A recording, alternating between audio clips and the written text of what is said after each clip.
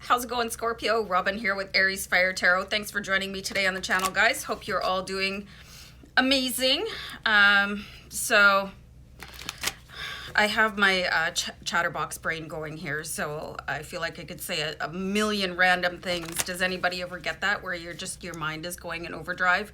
So anyway, doing your December 2020 mid-month tarot card reading, and I do the same sort of process every time I do this reading. I use the Starman Tarot card deck, which was inspired by David Bowie, and he's going to appear in some of the cards for you because he did collaborate on the artwork, so it's a pretty cool deck. And in the companion book that came with the deck, there's a reading and it's called the Star Guide. So this is a 6-card tarot placement, and I will be using this, and I've been doing this probably almost the entire time that I've been reading tarot on YouTube, which is just over 2 years. So, Scorpio, Sun, Moon, Rising, and Venus, and of course any Scorpio cross watchers.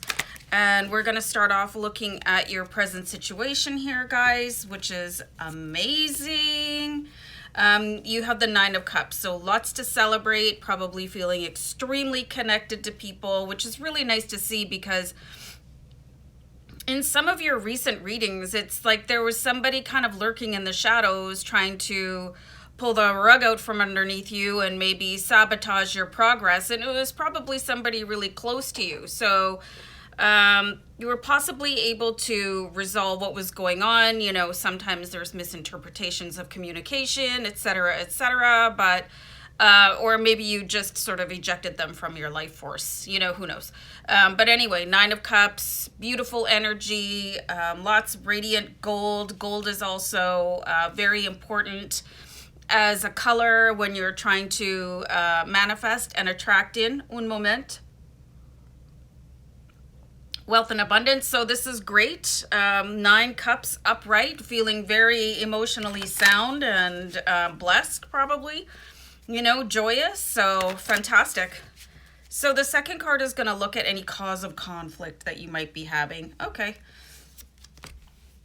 So one of my guides just said, they're probably going to go easy on you this month. Not try to overload you with too much, because you do have the 2 of Pentacles, okay? So you have to really watch that when you're feeling on that upswing, you know, not to overexert yourself. Sometimes it takes a while for the body to catch up to the brain, and vice versa, right? You do have the 2 of Pentacles. Everything is like super surging forward, and I think your last reading was you're about to skyrocket. So you could be really like into that flow with the 9 of Cups and the 2 of Pentacles, but I'm seeing where the energy being put into moving forward could end you back up in that situation with somebody that you may have just healed a rift with, where they felt that you weren't giving them enough attention, or whatever, jealousy or something, you know, it was just not enough for that other person. And you could forget all about that. You know, you could just go, okay, well, whatever. You know, I'm feeling good now, and keep on going forward. And not in a malicious kind of way. It's just, you know, well, everything's going great. So kind of revert back to old patterns of, I got a word here. Sorry, guys. Selfishly moving forward. And it can be very easy for people to do that, especially if you're trying to get a project off the ground, or, you know, you're just really gung-ho into your own routine, or maybe you have a new romantic interest and they're just not used to it. But I am seeing here where that busyness, that keeping yourself moving forward could really interrupt this really beautiful flow of happiness that you have here. So change is needed in order to face the challenges. So this is always such a fascinating card. So I pulled the Prince of Wands for you guys.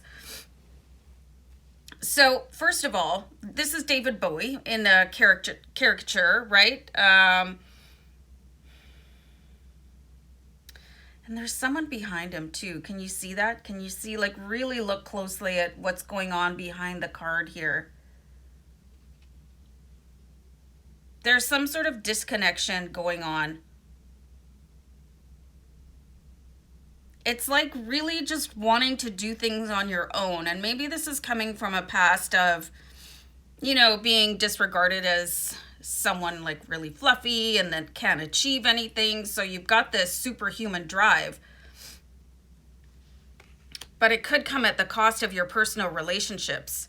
Okay, so the Prince of Wands really wants you to kind of stand still and listen to the feedback from the audience. This card just really reminds me of somebody standing on the stage, David Bowie, and listening to the audience. Do you ever see where lead singers just stop singing and they just put the microphone out to the crowd and they just like let all that feedback come in, and then that keeps them going? I think you're missing that feedback because you're focused on yourself too much.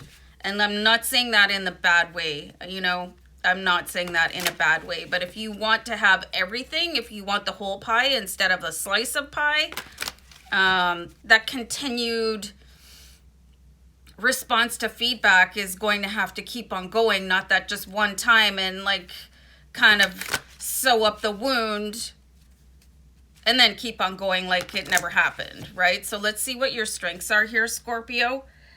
So you have the Judgment card. So this is very, very cool here. You should be able to see your way clear to things with the Judgment card. This really reminds me of sort of Moses parting the Red Sea, which is a very interesting story if you look at it in different ways, So I just listened to this audiobook, and I believe it was called The Secret of the Magic Door or something like that. It was very fascinating, and she interpreted a couple of fairy tales and the parting of the Red Sea with Moses. So there are some messages trying to get in for you. So I feel like your strength could be really just taking that pause before you move forward and listening a little bit more intently, because it's like your human self is leaving your higher self and your spirit guides, like your team in spirit, leaving them behind on the field, and you're charging forward. You're not realizing what you're doing, your impact on other people, the human people that you would like to keep in your circle, possibly keep them as a partner, a spouse, family, friend, and you're just, hey, look at me go, right? And you deserve that. But what I'm seeing here is, do you want to stand on top of that mountain that you're climbing by yourself? Or would you like somebody to, I can't believe I got this, pitch a tent with? But anyway, I'm just going to keep on going and pretend that never happened. So any other challenges for you, Scorpio?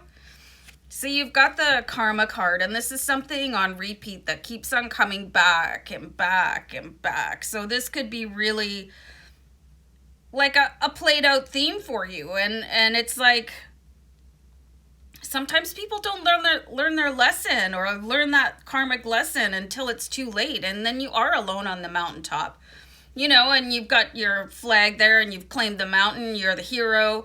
But then when you go to look at the audience, it's all crickets, So this is something that could be going like even into your past lives to learn this karmic lesson, right? This is a very, very deep challenge for you. So if you notice that this has been sort of a habit where you put your own ambitions and needs in front of other people, and it's something to work on, Scorpio, and it can be very hard for people to admit that, because when you look at that kind of behavior, you have to acknowledge to yourself that it's probably hurting somebody else. So let's see any outcome.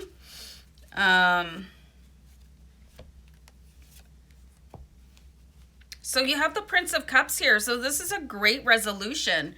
There's a lot of people that really, they adore you. They really want to come in and offer you so much, but I feel like they're afraid of being left in the dust once you see something shiny again. Ooh, I'm going to go chase that. And, it might really start with you surrounding people that understand your determination and your grit and your powerful urge to succeed. You know, picking people that don't get it or at least can't tolerate it. You see this all the time when people marry or they align themselves with really, really successful people, but then they're kind of like, let's look at the classic case of the stay-at-home mom and the doctor, right? You know, and the doctor is out saving people all the time, or the firefighter or whatever. And you've got the person staying at home just sort of stagnating into oblivion. So it might really, and here's a word I never use, behoove you to start surrounding you with people that either recognize and support the level of ambition that you have. And you really should never minimize yourself for somebody else, but maybe carve out valuable time that matters to them more than you, depending on how badly you want to keep this person in your life. It's totally up to you.